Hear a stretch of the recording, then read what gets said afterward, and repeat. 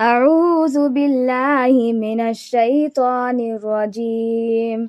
ولو أن قرآنا سيرت به الجبال أو قطعت به الأرض أو كلم به الموتى بل لله الأمر جميعا أفلم ييأس الذين آمنوا أن لو يشاء الله لهدى الناس جميعا ولا يزال الذين كفروا تصيبهم بما صنعوا قارعة أو تحل قريبا من دارهم حتى يأتي وعد الله إن الله لا يخلف الميعاد.